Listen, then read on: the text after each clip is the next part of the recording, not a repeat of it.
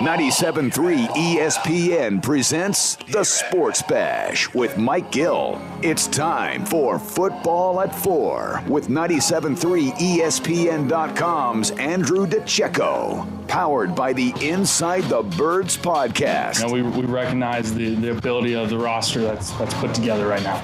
And I think we have the ability to do something really special with this group, but it's going to take a lot of hard work. Now, live from inside the Matt Black Kia Studios, it's Football at 4. Football at 4, powered by the Inside the Birds podcast and brought to you by PlaySugarHouse.com. Sign up now. They'll match your first deposit up to $250. Andrew DiCecco, DiCecco NFL on Twitter. Give him a follow there. Eagles Insight and Information NFL. Here we go. Football at 4. Eagles injury report. Fresh. Not fresh off the press. It's fresh off the screen. Here we go with Andrew DiCecco on 97.3 ESPN, the Boardwalk Honda Hotline. Andrew, what's up, my man? Mike, how you doing today? We're feeling good. We got Thursday night coming into focus now. The Eagles had a walkthrough today, so this is kind of an estimation for the injury report. We know a bunch of stuff, but let's kind of go through it. Jack Driscoll did not participate. Let's start there. I know yesterday we talked a little bit about it, but Driscoll not participating today. Lane Johnson was limited, but the feeling would be that both those guys can't play. So best guess at what will be at right tackle on Thursday night. Yeah, that's a scary sight right there, considering that Lane likely won't play. But I mean, the best hope is that Matt Pryor clears COVID, is able to kind of return from his off that COVID list and play right tackle. Otherwise, you're looking at Brett Toth, Brett Toth played 17 snaps on Sunday. It was his first snaps of his career, but it was very uninspiring to say the least. So I guess the best hope now would be that Matt Pryor can make it back and is healthy and can start at right tackle. Yikes. Yeah, that's what we a little bit discussed yesterday. If Pryor can play, that maybe they slide him out to right. That would put Herbig at right guard, and then probably Sue Opeta would be the left guard in that situation. Opeta's a guy that you kind of like, and I guess would give them a better effort than what Jamon Brown gave them. Yeah, Sue Opeta is very powerful and very strong, and there's a lot of teams who are really high on him coming out of Weber State. In the 2019 draft. He didn't get drafted, but there was a lot of teams that were trying to get him into their camps. And when the Eagles were getting towards that postseason run, there were teams that were trying to get him, and that's why they promoted him to the active roster. So he is highly thought of. He does have some potential there.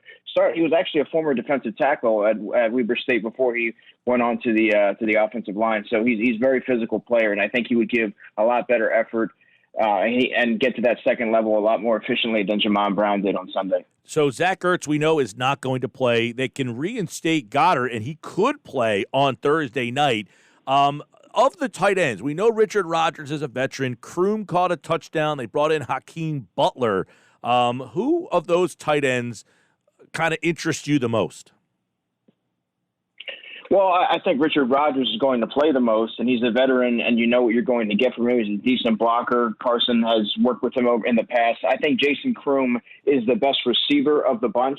I know Hakeem Butler was a wide receiver in college, but he's so far away from being able to contribute into the offense. He's still a raw player. Getting his sea legs under him, he's playing on special teams. I believe he played 15 snaps on special teams on Sunday, no offensive snaps. Jason Crooms, a 26-year-old player, a veteran who played with the Buffalo Bills. He's not much of a blocker, but he can stretch the field vertically and do some things like that. He was a former wide receiver at the University of Tennessee for 3 years before switching to tight end in his senior season. So he does have that receiving prowess should they need that on Thursday, which it looks like they're going to, regardless of if they get Deshaun back. So, I mean, Jason Crooms is a guy to watch.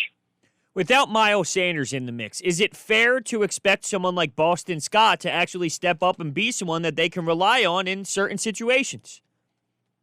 Well, Boston has proven that he can do that. Granted, that was just a 4-game sample size. We haven't seen that carry over into the 2020 season. He's been very ineffective in his opportunities. He runs right in the back of his lineman, doesn't really generate much of a push when he gets the short yardage opportunities. Corey Clement seems to me like he's running in sand a lot of times. I mean, they don't have – and then there's Jason Huntley, of course, who not many people know much about, but he was claimed off waivers prior to the season from the Detroit Lions. It's going to be a committee approach, I imagine, between the three players. I think that they're going to be more utilized in the passing game more so than the running game because the Giants linebackers don't cover a lot of ground particularly well. They're decent coming downhill and playing the run, but, get them in space and there's some opportunities there. So I do think that all three of those players have that pass catching acumen that the Eagles should utilize. All right. With that being said, I'm glad you brought this up. So wouldn't you prefer to see like a Holyfield, somebody who does something different? I mean, you got Jason Huntley, you've got Killins, you've got Boston Scott. They all are very similar type of players. So why not maybe bring in a guy who does something way different from them skill set wise? Well, I mean, that would make the most sense to me. It seems like they are intent on making Corey Clement that guy right now. They don't necessarily have, it doesn't seem like they have the intentions of promoting Elijah Holyfield for whatever reason. They brought up Killins earlier in the season and that, didn't work out. And they don't need a guy like Adrian Killins. They don't need another guy like that on the roster at the current time. But I mean, Mike Warren would have been good. Mike Warren's not there anymore. They don't have size, but they seem to like Corey Clement in that role. He just hasn't been very effective. Yep, the running back spot will be interesting Thursday night against the Giants. By the way, the last time the Eagles played the Giants, Boston Scott scored 3 touchdowns in that game, so maybe they have a plan for him in that one. Also on the injury front, we mentioned Zach Ertz. Miles Sanders will not play. That looks like a better situation than they thought. Ertz, they're saying 3 to 4. Sanders 1 to 2, but also Malik Jackson. If Jackson can't play, what does that defensive I mean, is that a huge blow, or is it like, hey, okay, it stinks not to have Jackson, but that seems like a spot that at least they have some depth? Well, yes, they do have depth, but Malik Jackson's been one of the most consistent players on the defensive front, on the entire defense, actually, throughout the whole season so far. I mean, he's just generating push and getting that upfield penetration. The penetration that you were expecting to see from a Javon Hargrave that hasn't really come to fruition yet, you're getting that from Malik Jackson, who's coming off that, of course, that injury that he only played in one game last year. But, I mean, you're going to see Vinny Curry's back, so Vinny Curry has that inside-outside versatility. Hassan Ridgeway's played well in his opportunities. They do have guys there, so if you're going to pick a spot where they could most afford to lose somebody for a game, that's probably going to be defensive tackle. That's where they're deepest across the entire, or arguably across the entire roster. But I think that they'll be able to get by without him. But it's hard to kind of look past that because Malik's been so effective when given when he's been given his snaps. Avonte Maddox was limited with the ankle. What do you think they're going to do at outside corner opposite of Slay? Mills moved back to safety last time. They went with Roby Coleman. Was that matchup based due to what Jim Schwartz liked? Will Parks in the mix? What do you think is going to happen at that outside corner spot now that Parks is playing safety? Mills went back to safety. Do you think it's going to be similar to what you saw against the Ravens? Yeah, well, that's where it gets interesting because if you remember, at the start of the Ravens game, they had Will Parks and Roby Coleman out there at corner, and they had Jalen Mills and Rodney at safety. That's one of the things that were so enticing when they signed Will Parks is that he can do so many different things as a Swiss Army knife. That's kind of his calling card. I think that they're going to have to utilize him in that role. I don't know that playing Craig James on the outside is the answer, regardless of the Giants' lack of weaponry. I mean, Darius Slayton, he was a limited participant today. We'll see what happens with him with that foot injury, but I don't know that playing Craig James out there is the answer. I think give a guy like Will Parks, who played 32 snaps on Sunday. He seemed today. He said that he feels fine coming off that first game back. Get Roby Coleman in there. LeBlanc did not play that much on Sunday. He had a really poor game against the Steelers. I don't know if that had anything to do with it or if it was matchup based, but I did notice that he had a decrease in snaps. So I mean, we'll see what happens there. It's going to be really interesting. If it were me, I'd put Will Parks out there. Andrew DiCecco, Football at 4, Eagles-Giants, Thursday night right here on 97.3 ESPN. Did you get enough look at Sean Bradley, Davion Taylor? I know they both got some defensive snaps. Bradley more than Taylor. I was a little surprised. Alex Singleton actually had, almost took all the snaps next to Geary. Yeah, I mean, Alex Singleton is their best linebacker, which is crazy to think because he was on the outside looking in, just a couple of months ago and almost, it didn't make the roster. But Alex Singleton really impressed me as far as just being a tough, fundamentally sound player, instinctual, coming off the edge, aggressive tackler, can play downhill and played well in space. That really surprised me. But Sean Bradley, yes, he played, I believe it was 32 snaps or something like that. He's more of in the mold of a TJ Edwards as far as not going to give you much from an athletic standpoint, but he can come downhill. He has a very sharp football intellect. That's what he was touted for at Temple. He's always going to be at the right place at the right time. He's developing his skill set and coverage, but he does have some limitations. But it was nice to see him kind of get out there because they really didn't have any other options. And Davion Taylor played his 11 snaps. He played his first 11 snaps on defense this season, and he didn't really do anything of note, but it was nice to see him out there because let's face it, if you're not getting out there on defense when there's just 4 linebackers healthy, it's not going to happen in his rookie season. Well, one thing of note that he did do is he can run at least. I don't know, like Michael Kendricks a couple of years ago, like he was such an athletic guy, he can run. I always felt that he was overrunning plays. Like he didn't have great linebacker instincts. Like he would overrun things. His speed was almost a detriment to him. Like some guys are too athletic sometimes. Mm-hmm. Like Taylor, you could see that he was keeping up with Lamar Jackson the other day. Yeah. Davion Taylor, the thing is with him is when I watch this tape, he's so athletic and he's so fast running sideline to sideline that a lot of times he over pursues. And you see an athlete out there just running, see ball, get ball type player.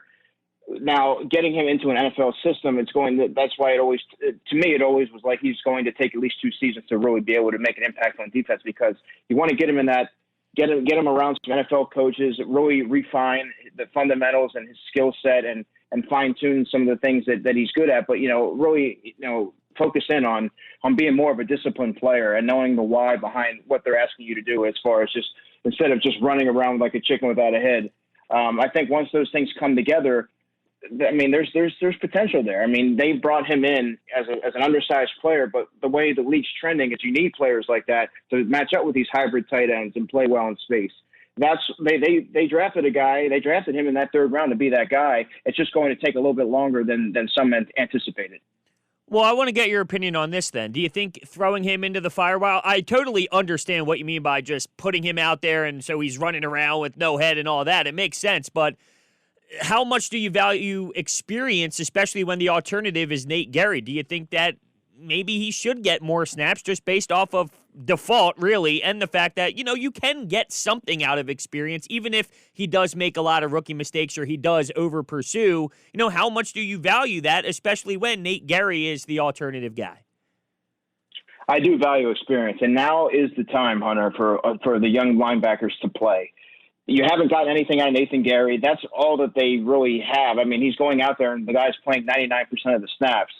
I mean, he's the guy that's fronting the unit, but I mean, he hasn't played up to standard what the Eagles envisioned. So, I mean, get these young guys some reps because you may need to lean on these guys late in the season, like you saw last year, where so many guys had to really step up to kind of propel the Eagles into the playoffs. I think you need to give Davion Taylor some of those snaps because, I mean, he's going to make his mistakes, but that's how you grow as a player, and that's really what the Eagles need right now. They need to see some glimmer of hope from the linebacker position. What's your take on the defensive end spot and what what you would like to, because, Barnett had that night against San Francisco where he was I haven't seen him do anything since San Francisco. Sweat, I thought, looked like he was active on Sunday. Graham got less snaps, and Schwartz talked about it today, that a lot of that was because he was running around like a crazy man chasing after, Lamar Jackson. But we know this defense, to be successful, needs pressure. What's the best way to who's the best personnel for them to get it? Because Barnett, to me, again, he's starting to lose me a little bit. Yeah, that's the thing with Derek Barnett. I don't know if he's ever going to be a double-digit sack guy, but he will. He does have those games where those sacks kind of come in spurts, but then he'll have that. He'll go silent for a number of games. I just don't think he's a very consistent player. He's probably better suited in a rotational role, but that's not really what the Eagles, need him to do. It drafted him in the 1st round.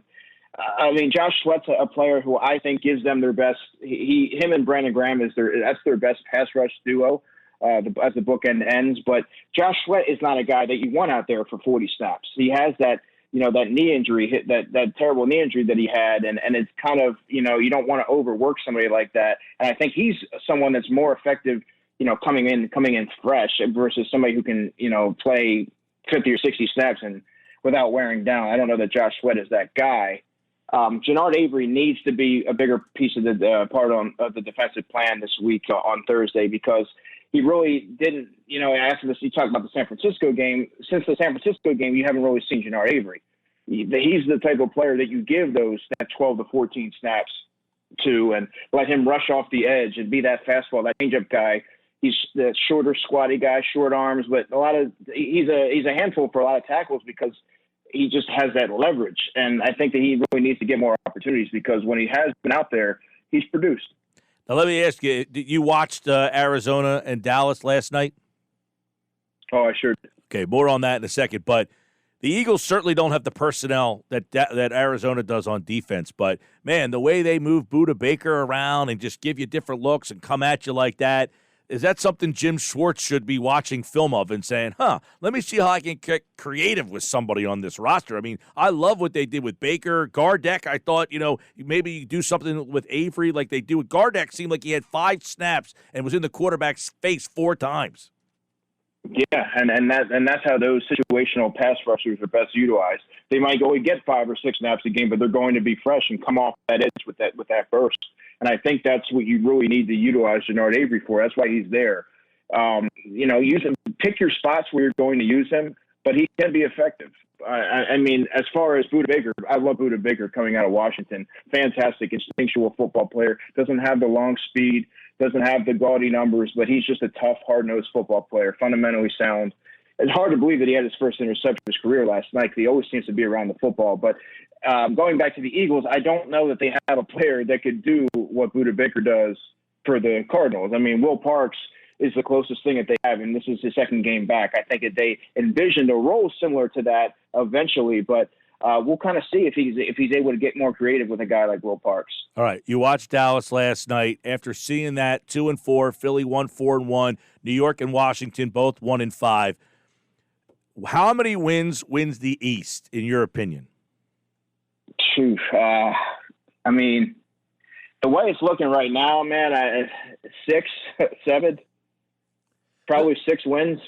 Yeah, you're not wrong, and that's pretty crazy to even think about. But when I watched last night, I see a team, and I do realize that the quarterback play is definitely different. If they had Dak Prescott, it would be different, and Carson Wentz being here adds value to the conversation. But I see a team that's falling apart in Dallas just because of injuries and not being able to really come together. And then I see Doug Peterson. He has flaws. He frustrates me. Maybe some play calls I don't agree with. But when things get tough and when adversity hits, he always has this team involved, on the right page. And I just feel that needs to, especially seeing a division rival like Dallas fall completely on their face, that needs to be something that you recognize.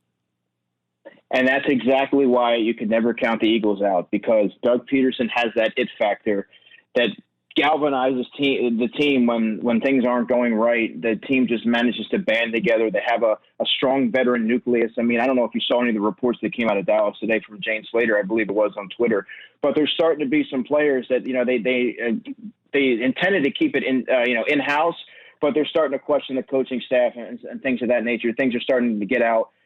That's what happens when, for most teams, when things start to spiral out of control. Not necessarily the case with the Eagles over the past handful of years, and that is directly correlated to the leadership that Doug Peterson brings to the team. Andrew DiCecco, and you mentioned what Peterson brings to the team is he keeps this team together. You're hearing what the Cowboys guys are saying. They don't know what they're doing. They don't make adjustments. I mean, it sounds like the Cowboys season is about ready to go off in flames. Look, it was one night, but when you start to hear that the coaches don't know what they're doing, they have no game plan, that they, it sounds like that thing is ready to crash and burn. And you just wonder, who has the best path to get to 5, 6, 7 wins, just like you said, man. I would say the Philadelphia Eagles, just for the fact that they have that leadership. It seems like whenever the chips are down, Carson Wentz plays his best brand of football, whether it's, like we talked about yesterday, he just seems to, it's the youth and the energy of the young players that seems to radiate throughout the entire offense, and he's able to play free and that backyard style of football, and it resonates with everybody on the roster. You see an elevated performance from everybody there. And I think there's something to be said for that. And I don't think you can ever count the Eagles out. And, when you look at the current state of the NFC East, I mean, the Eagles are best equipped to come out of there as the playoff team. Another thing that really stood out to me is, they are depleted, the Cowboys, that is, on the offensive line. And when you look at this offensive line for the Eagles, they're on fourth guys, fourth, third, fifth guys on their line. And at each position, it feels like, and yet Mailata plays well. Driscoll, Herbig, Brown played horrendous, no doubt about it. But when you look at the state of this offensive line, we can rip them for drafting certain wide receivers and cornerbacks not working out. But when it comes to the offensive line, this organization, they find ways to get value and to get guys who know what they're doing when they need to get plugged in due to injury. I'm really glad you mentioned the offensive line, Hunter, because they are, by and large this season, they've taken their share of, they've been dragged a little bit, but it's remarkable to see what Jeff Stoutland has done to kind of piece together this offensive line. Howie also deserves some credit. I mean, Jordan Mailata, Nate Herbig was an undrafted free agent that's playing fairly well. He's held his own in most cases throughout the season. Obviously, Jamon Brown, there's a reason why he was available. He's probably not going to be in their long-term future, but some of these guys, Jack Driscoll in the fourth round, Jack Driscoll has played admirably when he's had his opportunities. These are guys that weren't expected to play this season or maybe even next season, but they're kind of thrown into the fire. And, credit Jeff Stoutland for getting these guys ready to play, but also, give credit to finding some of these guys that have these traits and fit a certain, a certain skill set for what they're looking for, and they're able to execute exactly what they're being coached. He's Andrew DiCecco. Thursday night. It's a big one. If you want to win the division and want to make the playoffs, you've got to get these. You got Giants, Dallas, Giants coming up here. This is an opportunity to get 3 straight, right? Yeah, that's I don't see how it goes any other way. Yeah, they got that 5-game stretch after that where you've got Cleveland, Seattle, Green Bay, New Orleans, Arizona. That's a 5-game stretch where it's going to be tough to find one. But if they could somehow win their 5 division games left, you might be talking about a team with 6 wins hosting a home game. We'll see. A lot of injuries, a lot of problems. But Thursday night they have a chance to get that bad taste out of their mouth when they host the Giants right here on 97.3 ESPN. He's Andrew DiCecco. This is Football at 4, powered by the Inside the Birds podcast. Don't forget, the new podcast drops tomorrow at 6 a.m. It's brought to you by PlaySugarHouse.com. Thanks, Andrew. You bet. Take care. All right, Andrew's back to recap the game Monday. We'll talk to him. And, of course, tomorrow, Jeff Mosher's in the house. Adam Kaplan on Thursday. Game day. And then Mosher's back on Friday to recap it all.